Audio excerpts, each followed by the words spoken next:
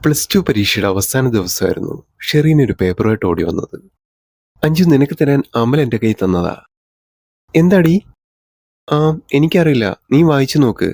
എനിക്ക് ബസ് വരാൻ സമയമായി, ഞാൻ പോവുക. അവൾ പോയ ശേഷം ഞാനത് തുറന്നു വായിച്ചു നോക്കി. അതൊരു പ്രണയലേഖനമായിരുന്നു. മനോഹരമായ 4 വരികൾ. എഴുതിയ പരീക്ഷ ഇനി എന്താകും എന്ന് ഭയപ്പെട്ടിരുന്ന എൻ്റെ മനസ്സിൽ കുളിർമഴ പെയ്ച്ച ആ ഒരു മനോഹരമായ ലേഖനം വായിച്ച ശേഷം ഞാൻ അമലിനെ അന്വേഷിക്കാൻ തുടങ്ങി. ഷെടാ, ഇവനിതെന്തു പറ്റി? ഡാ അമലെ, നീ എന്തിനാ എനിക്ക് പ്രേമലേഖനമൊക്കെ എഴുതി തന്നേക്കുന്നത്? പ്രേമലേഖനോ?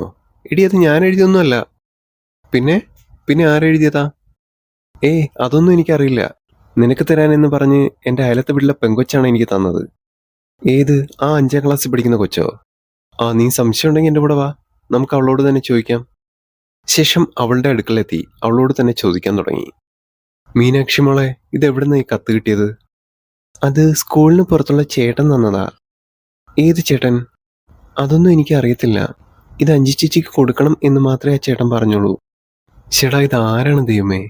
2-3 ദിവസം ഇതിനെപ്പറ്റി തന്നെ ഇരുന്ന് ആലോചിച്ചു. ശേഷം മീനാക്ഷി ഒന്നുകൂടെ കാണാൻ പോയി.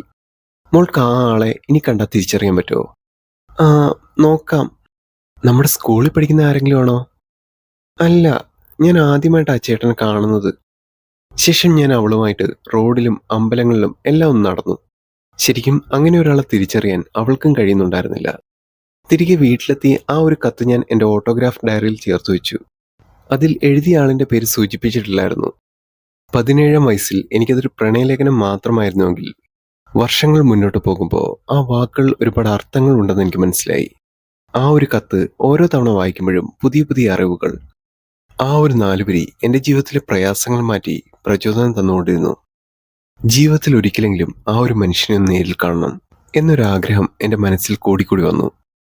ഒരു ദിവസം എൻ്റെ ഇൻസ്റ്റഗ്രാമിൽ ഒരു ഫോളോ റിക്വസ്റ്റ് വന്നു. അതൊരു ഫേക്ക് ഐഡി ആണെന്ന് കണ്ടപ്പോൾ തന്നെ മനസ്സിലായി. പ്രൊഫൈലിൽ ഫോട്ടോ ഇല്ലായിരുന്നു, പിന്നെ അതിലാരും ഫോളോ ചെയ്യുന്നുമില്ല. അതുകൊണ്ട് തന്നെ ഞാൻ റിക്വസ്റ്റ് അക്സെപ്റ്റ് ചെയ്തതുമില്ല. ജോലിയും വീട്ടുകാര്യങ്ങളുമായി ദിവസങ്ങൾ കടന്നുപോയി. വീട്ടിലാണെങ്കിൽ കല്യാണാലോചനയുടെ ബഹളം.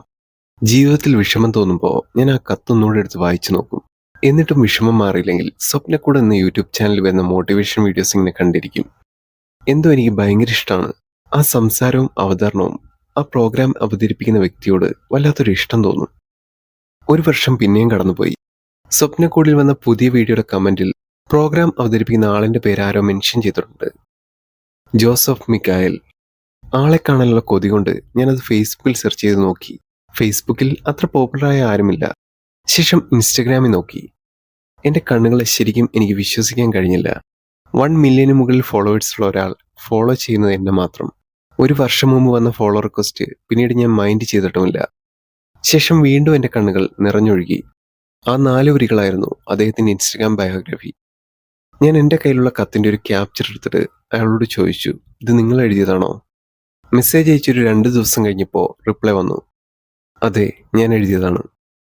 എന്നിട്ടെന്താ അന്ന് നേരിൽ പറയാഞ്ഞത്? അന്ന് അതിന് സാധിച്ചില്ല.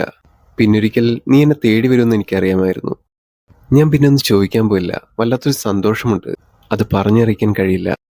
എൻ്റെ ജീവിതത്തിൽ അമ്മയ്ക്കും അച്ഛനും ശേഷം എന്നെ ഇവിടെ വരെ എത്തിച്ച ദൈവതുല്യനായ ഒരാൾ. അയാളോടൊന്ന് സംസാരിക്കാൻ കഴിഞ്ഞതിൻ്റെ ആ ഒരു സന്തോഷം. പിന്നീട് അദ്ദേഹത്തിൻ്റെ യൂട്യൂബ് വീഡിയോസിന് ഞാൻ തന്നെ നേരിട്ട് അഭിപ്രായങ്ങൾ എഴുതി അയക്കും. വർഷം 2 പിന്നെയും കഴിഞ്ഞു. ഇന്നെൻ്റെ വിവാഹ വാർഷികമാണ്. അദ്ദേഹം തന്ന 4 വരി ഫ്രെയിം ചെയ്ത് അദ്ദേഹത്തിൻ്റെ കയ്യിൽ നിന്ന് തന്നെ ഞാൻ വാങ്ങിച്ചു. അതെൻ്റെ ഒരു വാശിയായിരുന്നു. ശേഷം ഞങ്ങളുടെ ബെഡ്റൂമിൻ്റെ വിവാഹ ചിത്രത്തിനോട് ചേർത്ത് വെച്ച് അദ്ദേഹത്തിൻ്റെ നെഞ്ചിൽ കടന്ന് ആ 4 വരി വായിച്ച് മയങ്ങി.